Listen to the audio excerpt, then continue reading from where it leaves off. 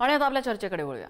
राज्यावर असलेला कर्जाचा बोजा ही काही नवी गोष्ट नाहीये, पण यावेळी त्याची चर्चा जरा जास्त जोमात होतीये, कारण राज्याच्या तिजोरीत ठणठणाट आहे आणि कर्जाची रक्कम 9.5 लाख कोटींपेक्षा जास्त व्हायला लागलेली आहे। सरकार नवनव्या योजनांचा पाऊस पाडतंय, तिजोरीवरचा भार आणखी वाढवतंय आणि राज्यावरचं कर्ज त्यापोटी दरवर्षी भरावं लागणारं व्याज याचा आकडा अगदी मारुतीच्या शेपटासारखा वाढत चाललेला आहे।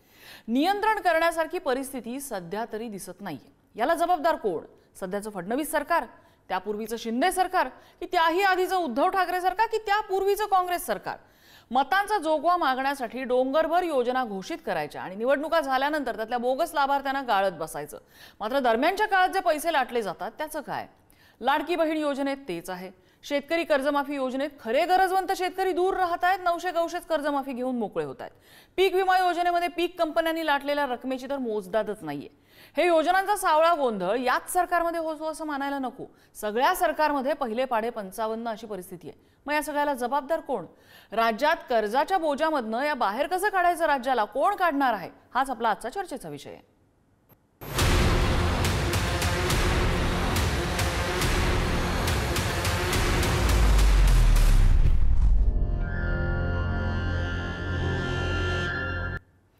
आणि या चर्चेत आपल्यासोबत सहभागी होत आहेत भाजपाचे राज्य प्रवक्ते विश्वास पाठक, काँग्रेसचे राज्य प्रवक्ते हनुमंत पवार आपल्यासोबत आहेत, पुढारी मल्टीमीडियाच्या संपादक मृणालिनी नानिवडेकर मॅम सुद्धा आपल्यासोबत आहेत। सुरुवात करण्यापूर्वी विरोधकांनी आज जेव्हा हा आकडा समोर आला त्यानंतर कसं टीकास्त्र डागलेलं आहे सुरुवातीला ऐकूया। एकूणच या सरकारचा जो काय कारभार आहे तो कर्ज काढून दिवाळी करण्याचा आहे। म्हणजे राज्याचं दिवाळं वाजलं तरी चालेल। जेव्हा राज्यावरती हे कर्ज येतं याचा अर्थ राज्यातल्या प्रत्येक नागरिकाच्या डोक्यावरती कर्ज येतं। हे कसं फेडणार, कोण फेडणार, कधी फेडणार आणि कर्जातून आपण बाहेर पडल्यानंतर आपली प्रगती कधी करणार? कारण हे कर्ज काढून जर तुम्ही कॉन्ट्रॅक्टरच्या हितासाठी रस्त्याची कामं, पुलांची कामं, धरणांची कामं करत असाल तर त्याला मी काही विकास मानायला तयार नाही। एक हा कर्जबाजारीपणा कसा संपवायचा त्याच्यावरती आता अधिक लक्ष देणं हे गरजेचं आहे। केंद्रातलं सरकार असो की राज्यातलं सरकार, विशेष करून महाराष्ट्रासारख्या राज्याला कर्जामध्ये डुबवण्यामध्ये महायुतीच्या सरकारचा मोठा सहभाग याच्यामध्ये आपल्याला पाहायला मिळते आहे। आता महाराष्ट्रामध्ये आपण एक गोष्ट पाहिली की सगळीकडे गड्ड्याचं साम्राज्य आहे। गावात लोकांना चालायला रस्ते नाहीत, हायवेमध्ये सुद्धा, मुंबईसारख्या शहरामध्ये सुद्धा ती परिस्थिती आहे। आणि म्हणून या राज्याचं काय करणार हे सरकार? ज्या पद्धतीनं अदानीला महाराष्ट्र कमी भावामध्ये विकायचं काम केला जातो आहे तोही सुद्धा आपल्याच्या सगळ्यांच्या समोर आता दिसते आहे। विरोधकांच्या प्रतिक्रिया ऐकल्या। खरं तर दरवेळेप्रमाणे आपण सत्ताधाऱ्यांकडून उत्तर घेतलं असतं, पण आज मला विरोधकांपासून सुरुवात करायची आहे। मला हनुमंत पवार यांच्याकडे जायचंय। हनुमंत पवारजी, तुमचे नाना पटोले ज्येष्ठ नेते काँग्रेसचे, त्यांची प्रतिक्रिया ऐकली। ते अशी प्रतिक्रिया देत आहेत जसं काही सगळं काही याच सरकारच्या काळात घडलंय। तुमच्या सरकारच्या काळामध्ये कर्जच नव्हतं। मागच्या वेळेला उद्धव ठाकरे सरकारमध्ये सुद्धा तुम्ही सत्तेतले भागीदार होता, त्याही वेळेला कर्जच नव्हतं अशी प्रतिक्रिया आहे। का अशा प्रतिक्रिया देत आहेत? तुमच्या सरकारच्या काळातही कर्ज होतं, या सरकारच्या काळात अशी वेगळी काय परिस्थिती आहे ज्याच्यावर तुम्ही टीका करताय? नम्रताजी, मी हात जोडून विनंती करतो की तुम्ही आताच्या सरकारच्या 10 लाख कोटीवरच्या कर्जाला जर तुम्ही 2.5-3 वर्षापूर्वीच्या सरकारकडे हात दाखवणार असाल तर तुम्ही सत्ताधाऱ्यांची री ओढताय असं मला खेदानं म्हणावं लागतं। 17,000 त्याच्यासाठी तुमच्याकडे बोट नाही दाखवत आहे। या सरकारवरचं कर्ज आहे ते या सरकारचं काम आहे, पण प्रतिक्रिया तुमच्या सरकारच्या काळात कर्ज नव्हतं का हा माझा प्रश्न आहे। नम्रताजी, ते सत्ताधाऱ्यांनी विचारू द्या ना। अँकर म्हणून, चॅनल म्हणून तुम्ही आताच्या सरकारनं 10 लाख कोटीवर कसे गेले आणि ते बाहेर काढण्यासाठी काय करताय हे विचारलं तर ते विचारूया आपण त्यांना। मी विचारते की तुमच्या सरकारच्या काळामध्ये असलेलं कर्ज आणि या सरकारच्या काळात असलेलं कर्ज यामध्ये फरक काय आहे ज्यामुळे तुम्ही टीका करताय? सांगतो मी फॅक्ट्स विचारते। नम्रताजी, 57,000 कोटी रुपयाच्या पुरवणी मागण्या महाराष्ट्राच्या इतिहासात आमचं सरकार असताना कधीही झाल्या नाहीत। ज्यावेळेस महाविकास आघाडीचं सरकार होतं तोपर्यंतही झाल्या नाहीत। या सरकारच्या काळात भारतामधल्या कुठल्याही राज्यामध्ये झाली नाही अशी लाजिरवाणी गोष्ट घडली। अजितदादा पवार साहेबांना 57,000 कोटी रुपयाच्या पुरवणी मागण्या मागाव्या लागल्या। आता त्या पुरवणी मागण्या का मागाव्या लागल्या याच्याकडे जर बघितलं तर मेगा इंजिनिअरिंग सारख्या एका कंपनीला 17,000 कोटी रुपयाचं टेंडर दिलं। सुप्रीम कोर्टानं सांगितलं रद्द करा टेंडर आणि ते 13,000वर भरा म्हणून। 5-5, 6-6 हजार कोटी रुपये जर एका कंपनीला हे सरकार खिरापत वाटणार असेल तर या सरकारच्या चुकीच्या धोरणामुळे महाराष्ट्रावर आज ही वेळ आलेली आहे. 7,000 कर्मचारी आहेत नगर परिषद आणि जिल्हा परिषदामधले. 3 महिने झाले त्यांना पगार दिला नाही. महाराष्ट्रामध्ये अतिवृष्टीनं शेतकऱ्यांना जे निकष आहेत NDRFचे द्यायचे ते निकष महाराष्ट्र सरकारनं त्यांच्या अधिकारामध्ये बदलले आणि निकषाची रक्कम निम्म्यावर आणली. तुम्ही आम्हाला आज पुण्यामध्ये गुडलक चौकामध्ये आज पुण्याच्या संशोधक विद्यार्थी बार्टी, सारथी, महाज्योती, TRT या सगळ्या संस्थांचे विद्यार्थी संशोधक विद्यार्थी आम्हाला मान्य असलेली शिष्यवृत्ती दिली नाही म्हणून बसलेले आहेत. कर्मचाऱ्याचे पगार देत नाही. तुम्ही महाविकास आघाडीला विचारणार.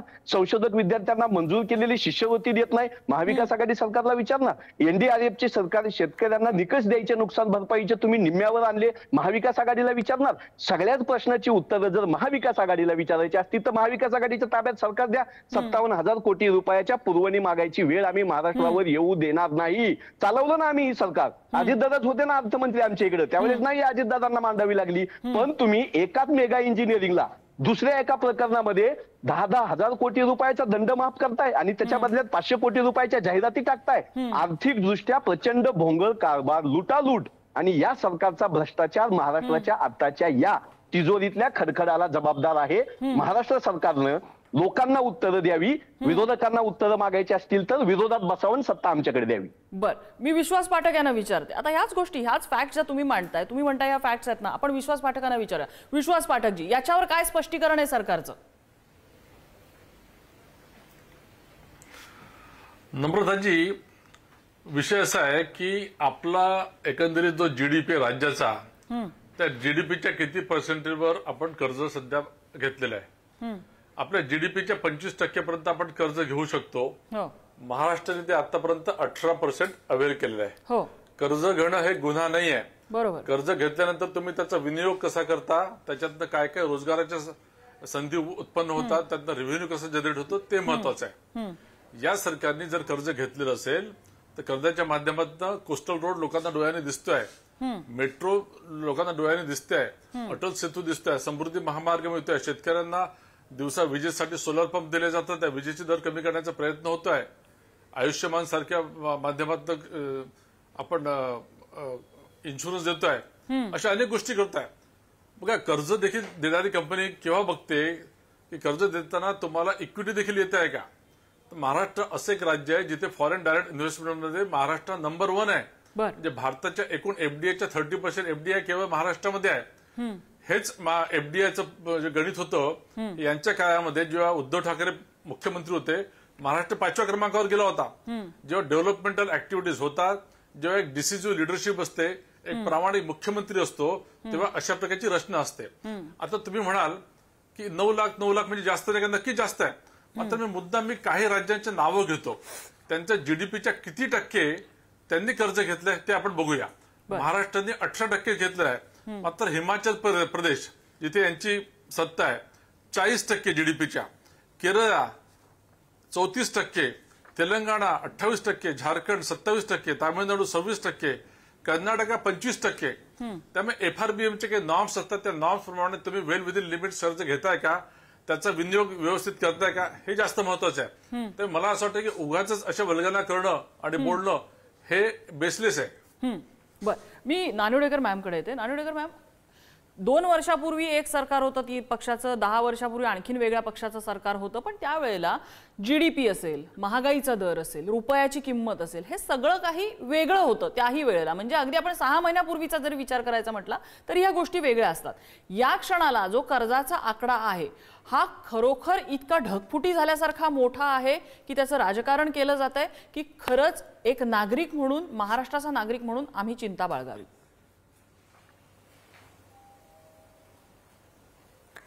एक तर ढगफुटीसारखं कर्ज घेतलं जात आहे हा आरोप मान्य करण्यामध्ये काही अर्थ नाही.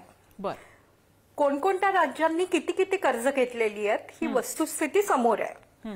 मात्र यातला सर्वात गंभीर मुद्दा असा आहे की जी कर्ज घेतली जात आहेत ती उत्पादक कामांसाठी खर्च होत आहेत की नाही. खरंय. आपण पाठक साहेबांचं मान्य करू की कोस्टल रोड दिसतोय, अटल सेतू दिसतोय, पण लाडकी बहीणचं काय? गरिबांना ज्या काही योजना दिल्या जात आहेत त्या योजनांचा पैसा इकडे तिकडे वळवला जातोय, त्याचं काय? आणि हनुमंत पवारांसारख्या अत्यंत अभ्यासू प्रवक्त्यांनी याच्यावर नक्की प्रकाश टाकावा. सगळीच राज्य याच वाटेने का जात आहेत?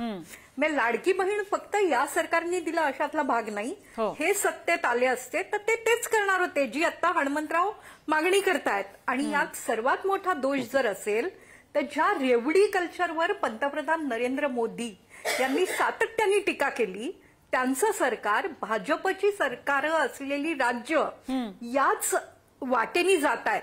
माझ्यासाठी नागरिक म्हणून, अभ्यासक म्हणून चिंतेचा मुद्दा एवढाच आहे, कर्ज घेतलं जाणार आहे मान्य आहे, पण ते उत्पादक कामांसाठी खर्च होणार की अनुत्पादक? आणि मग जनतेला खुश करायचंय म्हणून रेवड्या वाटणं बंद होणार आहे की नाही ते आपण सहन करू शकणार आहोत का? बरं, विश्वास पाठकांची प्रतिक्रिया यावर घ्यायची. तत्पूर्वी मला हनुमंत पवार यांची प्रतिक्रिया घेऊन मग एकत्र त्यांच्याकडे जाते. हनुमंत पवारजी, काय स्पष्टीकरण आहे याच्यावरती? म्हणजे लाडकी बहीण सारख्या योजनेवरती विरोधक बोट ठेवायची हिंमत दाखवतील का? साधं म्हणणं आहे आमचं. या अगोदरच्याही आर्थिक प्रश्नावरील महाराष्ट्राच्या चर्चेत आपण त्यावर बोललो होतो की महाराष्ट्रामधल्या लाडक्या बहिणीची सोयाबीन तुम्ही 8,000 रुपयाने घेतो असं 2012-13 सांगितलं होतं. तुम्ही सगळ्या तुमच्या एकूण सरकारच्या काळामध्ये ते 2,500-3,000वर आणलं. आमच्या लाडक्या बहिणीच्या सोयाबीनला जर तुम्ही 5,000-5,500 रुपये किमान हमी भाव दिला असता तर आम्हाला तुमच्या 1,500ची गरज नव्हती ना. तुम्ही महाराष्ट्राच्या आरोग्य व्यवस्थेवरचा खर्च सातत्यानं कमी करताय. मागचा अर्थसंकल्प आणि आत्ताचा अर्थसंकल्प याच्यामध्ये 1.5% रक्कम आरोग्यावरची कमी केली तर माझ्या ग्रामीण भागामधल्या महिलेच्या कुटुंबाला आरोग्यावर होणारा खर्च सरकार घेत नाही ना. ज्या आधीची सरकार घेत होती तर तुम्ही आरोग्यावर आमच्या लक्ष देणार नाही. महाराष्ट्राच्या शिक्षणावरचा तुम्ही खर्च या अर्थसंकल्पामध्ये अजितदादांनी मागच्या वेळेसपेक्षा कपात केली. अर्थसंकल्प हा आरोग्य, शिक्षण आणि कृषीसाठी, ग्रामीण अर्थव्यवस्थेसाठी किमान 2 पैसे वाढवणारा असणं अपेक्षित आहे ना. जर तुमचा जीडीपी वाढलाय म्हणून तुम्ही सांगताय, 5 ट्रिलियनची तुमची इकॉनॉमी देशाची होणार म्हणून सांगताय, तर महाराष्ट्रामध्ये शिक्षण, आरोग्य आणि कृषीवरचा खर्च तुम्ही कमी का करताय? मग पैसे जातात कुठं? आता जे सांगितलं ना की कोस्टल रोड बांधले जात आहेत, अटल सेतू बांधले जात आहेत, ही धुळफेक माध्यमाने आणि भाजपानं बंद करावी. कर्ज काढून केलेले प्रोजेक्ट आहेत, त्याचा टॅक्स तुम्ही आमच्याकडून वसूल करताय. सरकार त्याचे पैसे घालत नाही. MMRDA कडून सुद्धा सरकार कर्ज घ्यायला लागले. त्यामुळे शक्तीपीठ महामार्ग ज्याला 10,000 कोटी रुपये एका फटक्यात मंजूर केले, कुणीच मागितला नाही. बंद करा ना ही उधळपेक. तुम्ही कुंभमेळ्याला 10,000 कोटी रुपये द्यायची घोषणा तुम्ही करताय. आता मराठवाडा, विदर्भ अख्खा वाहून गेला, द्या ना शेतकऱ्यांना. म्हणजे शेतकरी उभा राहील, इथलं चलन वाढेल आणि शेतकऱ्यांच्या हातामध्ये 4 पैसे येऊन लाडक्या बहिणीला 500-1500 रुपयात विकत घेण्याची तुमच्यावर वेळ येणार नाही.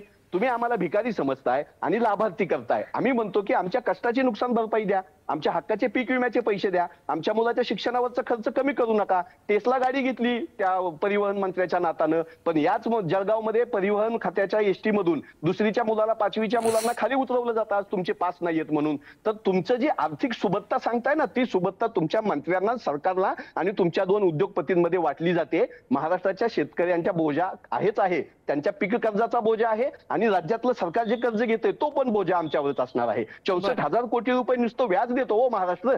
तो व्याज तुम्ही आमच्याच पैशातून देताय ना. चुकीचा जीएसटी तुम्ही आणला, 11 वर्षानंतर मान्य केला. महाराष्ट्राची किती मोठी लूट झाली जीएसटी मधून आणि परत जीएसटी मध्ये सुधारणा केलाय म्हणून पण तुम्हीच ढोल बडवताय. तर महाराष्ट्राकडून जीएसटीच्या रूपानं पैसा घ्यायचा आणि महाराष्ट्राला पैसा द्यायचा नाही, हे भारतीय जनता पक्षाच्या केंद्र सरकारचं धोरण आणि राज्यामधल्या एकनाथ शिंदे साहेब असतील, अजितदादा, देवेंद्र भाऊ फडणवीस असतील यांची उधळपट्टी यानं महाराष्ट्र कर्जाच्या खाईत गेलाय. बर, विश्वास पाठकजी, सगळ्याचा म्हणून एक प्रश्न विचारते. रेवडी कल्चरचा कायम भाजपवरती आरोप होत गेलाय. पंतप्रधान मोदी त्याचा विरोध करतात, मात्र त्याच वेळेला मध्य प्रदेशमध्ये अशाच योजना दिसतात, राजस्थानमध्ये अशाच योजना दिसतात, महाराष्ट्रामध्ये अशाच योजना दिसतात. रेवडी कल्चर हे इथं आहे, हे डिनाय करून चालणार नाही. दुसरी गोष्ट, तुम्ही समृद्धी म्हणा, कोस्टल रोड म्हणा, सी लिंक म्हणा, हे सांगताय तिथे कर्ज काढून हे केले जातात, पण त्याच्यावरनं जेव्हा आम्ही आमची गाडी नेतो आमच्याकडनं भरपूर मोठा टोल सुद्धा वसूल केला जातो, तो त्या टोल कंपनीला जातोय. वर तुम्ही कर्ज काढलंय ते आमच्याच टॅक्समधनं त्याचं व्याज भरलं जातंय. हा हिशोब लावायचा कसा? आणि दुसरी गोष्ट, आता हनुमंत पवार यांनी जे प्रश्न उपस्थित केला, तर शेतमालाला दर मिळाला, नोकऱ्या बिकऱ्या मिळाला, तर गरज नाहीये ना रेवडी सारख्या योजना आणायची, लाडकी बहीण सारख्या योजना आणायची गरज नाहीये. मग याला रेवडी कल्चर म्हणता येणार नाही. लाडकी बहीण ही अतिशय महत्वाची योजना होते. आमच्या आयांना, बहिणींना त्याच्यातनं आपण सशक्तीकरणच करणार होतो आणि ते झालेलं आहे. मला असं सांगा की हनुमंत पवारांचे सगळे मुद्दे मान्य आहे. मला सांगा, देवेंद्र फडणवीसांना किंवा आम्हाला लागोपाठ 3दा कसं काय जनतेने निवडून दिलं हो? 2014ला दिलं, 19ला दिलं, 24ला दिलं आणि भरभरून दिलं. तिकडे केंद्रामध्ये लागोपाठ 3दा मोदीजींना कसं काय निवडून दिलं? आता हे म्हणतात की वोट चोरी. अरे वोट चोरी झाली तर तुमचे राहुल गांधी निवडून आले आहेत, प्रियंका गांधी निवडून आले आहेत. त्यामुळे कसं झालंय की कुठेतरी दिशाहीन असा पक्ष झालेला आहे काँग्रेस. काहीतरी विरोधाला पण विरोध करायचं, लोकांची नाळ त्यांची तुटलेली आहे, कनेक्ट त्यांचा तुटलेला आहे. मी परत म्हणतो की 9 लाख कोटी सामान्य माणसाची मोठी रक्कम आहे का मोठीच रक्कम आहे. मात्र 9 लाख कोटीचं जेव्हा आपण रेफरन्स बघतो राज्याच्या दृष्टीने ते फक्त 18% आहे. तुम्हाला सांगतो की डेव्हलपिंग इकॉनॉमी किंवा एक्सपेंडिचर इकॉनॉमीमध्ये खर्च हा करून तुम्हाला त्याच्यातनं ऍक्टिव्हिटीज निर्माण करणं, रोजगार निर्माण करणं, रेव्हेन्यू निर्माण करणं हे अपेक्षित असतं. आता तुम्हाला मी काही देशांचा मुद्दाम हे सांगतो की युनायटेड किंगडम यांचा जेवढा जीडीपी आहे तेवढा 100% त्यांचं कर्ज देखील आहे. युनायटेड स्टेट्स 118% त्यांचं कर्ज आहे. भारताचं 83% आहे. आणि असे अनेक देश आहे की जसं चायनाचं देखील या सगळ्यांचं 84% आहे. तर मला असं वाटतं की कर्ज घेणं हे चुकीचं नाही. मात्र कर्ज घेतल्यानंतर 2.5 वर्षामध्ये यांनी जे सरकार चालवलं, सगळे कामं बंद केले, मेट्रोचे कामं बंद केले, बुलेट ट्रेनचं काम त्यांनी बंद केलं, कोस्टल रोड समृद्धीचं काम बंद केलं आणि पैसे फक्त खिशात घालून घेऊन गेले. यांनी 100 कोटीचे मंत्र्यांना टार्गेट दिले गेले की पैसे करा. तर एकीकडे बेजबाबदार सरकार नाही. मला प्रश्न विचारायचा आहे. मला तुम्हाला प्रश्न विचारायचा आहे. हनुमंत पवारजी एक मिनिट. मला विश्वास पाठकजी तुम्हाला प्रश्न असा विचारायचा आहे.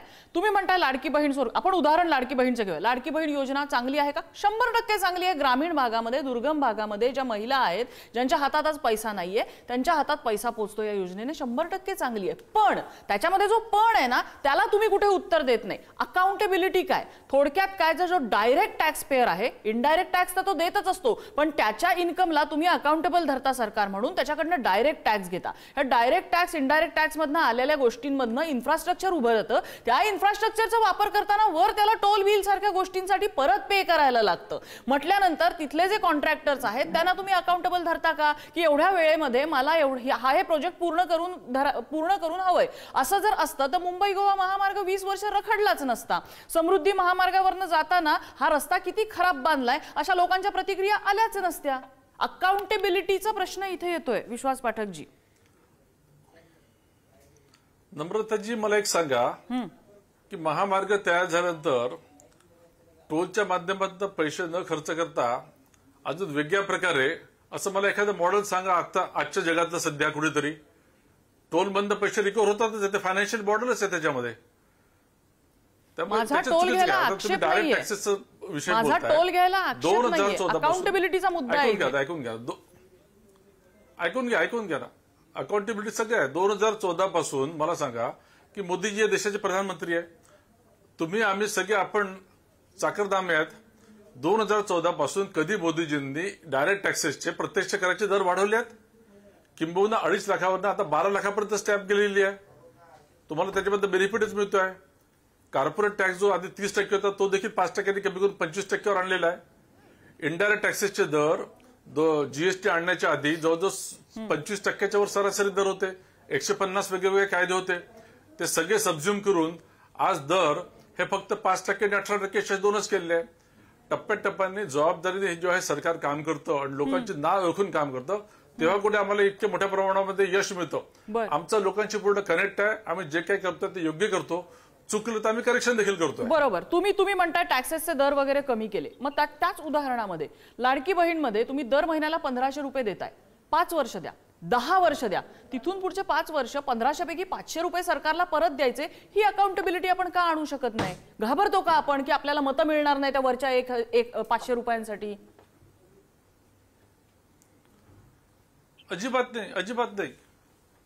जेव्हा करेक्शन येतील, जसं मी जीएसटीचं उदाहरण देतो. 2017ला जेव्हा जीएसटी लागू झाला तेव्हा महिन्याला 35 ते 40 हजार कोटी रुपयाचं रेव्हेन्यू होता. आज तो 2 लाख कोटी पर मंथ झालेला आहे. हा झाल्यानंतर सरकारने government is giving back to the citizens. त्यांनी 8 आणि 18वर 5 आणि 18 या सगळ्याचं पण रिस्ट्रक्चरिंग होणार. सॉरी मी तुम्हाला इंटरप्ट करते, पण वेळ कमी आहे. पण म्हणजे तुम्ही बेसिकली तुम्ही सजेस्ट करता की या सगळ्याचं रिस्ट्रक्चरिंग होणार. ठीक आहे. हनुमंत पवार थोडक्यात शेवटचे 2 मिनिटात मला तुमच्या दोघांच्याही कॉमेंट घ्यायच्यात. हनुमंत पवार. लाडक्या बहिणीला 2100 रुपये देतो म्हणले होते. हे जर प्रामाणिक असतील तर आणि योजनेवर त्यांचा इतका विश्वास असेल तर आम्ही यांच्या सोबत आहोत. 2100 रुपये द्यावे. एक 2 आणि लाडक्या बहिणीला तुम्ही पैसे देत असताना तुम्ही सरकारी कर्मचाऱ्याला पैसे दिले, इन्कम टॅक्स भरणाऱ्याला पैसे दिले आणि आता 6 महिन्यानं त्यांच्याकडून पैसे वापस घ्यायची नामुष्की तुमच्यावर आली. म्हणजे तुमच्याकडे धोरण शून्यता आहे. फक्त निवडणुका जिंकण्यासाठी, मतं विकत घेण्यासाठी लाच म्हणून तुम्ही ही योजना वापरली. जनकल्याण हा हेतू असता तर इतके बदल करण्याचे आणि 2100 रुपये अडवून ठेवण्याची वेळ तुमच्यावर आली नसती. त्यामुळे तुमचं आर्थिक सगळं जे बिघडलेलं व्यवस्थापन आहे ते आमच्या लाडक्या बहिणीच्या नावावर खपवायचा प्रयत्न कृपया करू नका. बरं, ठीक आहे. मृणालिनी मॅम, मला वाइंड अप कमेंट तुमच्याकडून या सगळ्यात. खरं तर असं आहे की लाडकी बहीण ही योजना सर्वांना मान्य होती. सर्वांनी महिलांची मतं विकत घेण्याचा प्रयत्न केला होता. एकमेकांना अजिबात दूषणं देऊ नयेत. जीएसटीची मिळकत वाढत गेली, त्यानंतर सरकारने काही जीवनावश्यक वस्तू, धान्य फुकट द्यायला कोविडमध्ये जी सुरुवात केली ती अजूनही सुरू आहे, मान्य आहे.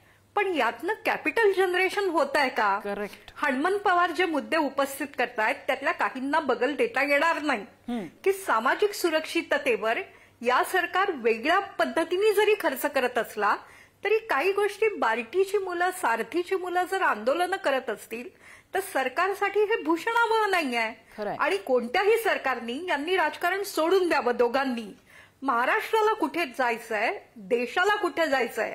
18% कर्ज हे काही फार नाही हे मी पुन्हा पुन्हा सांगते. पण जे कर्ज घेतलं जात आहे त्याचा उत्पादकता वाढण्यासाठी कसा विचार करावा लागेल. आज आपण कर्मचाऱ्यांना इतकं मोठा पगार देतो, वेतनाचे पैसे, पेन्शनचे पैसे हे आपण उत्पादक खर्चावर जो काय पैसा देतोय त्यापेक्षा कितीतरी जास्त आहे. कर्मचाऱ्यांना दोषी धरावं असं म्हणता येणार नाही, पण ते कर्मचारी खरंच किती काम करतायत, जे पैसे खर्च होत आहेत त्यातले झिरपून खऱ्या लाभार्थ्यांपर्यंत किती पैसे जात आहेत याचा विचार करायची गरज आहे. दोघंही प्रवक्ते अत्यंत चांगलं बोलतायत, दोघंही अत्यंत अभ्यासू आहेत. यांनी पब्लिक गुडचा विचार करायला पाहिजे, काही गोष्टी मान्य केल्या पाहिजेत. कोणत्या बहिणीला 1500 रुपये हवे होते आणि ते कोणत्याही बहिणीकडे गेले कसे याचा जाब हा विचारला जाणारच आहे. महिलांचाही मुद्दा आपण बाजूला ठेवू. महाराष्ट्रात खरोखर बिग तिकीट इन्फ्रास्ट्रक्चर प्रोजेक्ट्स होत आहेत, ही आनंदाची गोष्ट आहे. त्याबद्दल सरकारचं अभिनंदनच करायला हवं. पण त्याचबरोबर सरकार काही महत्वाच्या योजनांवरचे पैसे हात आखडते घेऊन कमी करत असेल तर जनतेमध्ये त्याची प्रतिक्रिया येणार आहे. जनतेच्या त्याही मुद्द्यांचा विचार करण्याची गरज आहे. नव्या निवडणुका येत आहेत, पण प्रत्येक गोष्ट राजकारणाच्या चष्म्यातून पाहण्याऐवजी एकत्रित विचार केला तर राज्य जे काय कर्ज उभं करताय त्या कर्जाचा उत्पादक विषयांसाठी फायदा होईल. महाराष्ट्र क्रमांक 1 वर जास्त वेगाने जाऊ शकेल. दक्षिणेतली काही राज्य पुढे जात आहेत, ते आपल्याला होऊ द्यायचं नसेल तर एकत्र येऊन विचार करावा असं या निमित्ताने आपण आवाहन करू. अगदी 1 ट्रिलियन इकॉनॉमी आपण महाराष्ट्राची स्वप्न बघतोय. शक्य होईल का? 100% शक्य होईल. महाराष्ट्रामध्ये ती ताकद आहे, सरकार कुठलंही असू दे. पण जसं म्हणतात ना की सगळी सोंग आणता येतात, पैशाचं सोंग आणता येत नाही. त्यामुळे त्याचा विनिमय हा योग्य पद्धतीनेच झाला पाहिजे. कारण हा पैसा कुठल्या राजकारण्यांचा नाहीये, हा सर्वसामान्यांचा पैसा आहे. त्यांच्या खिशातून आलेला, त्यांच्या कष्टातून आलेला हा पैसा आहे. या चर्चेसाठी सगळ्या मान्यवरांनी वेळ दिला, सगळ्यांचे आभार. आजचा धुळा इथेच थांबतोय.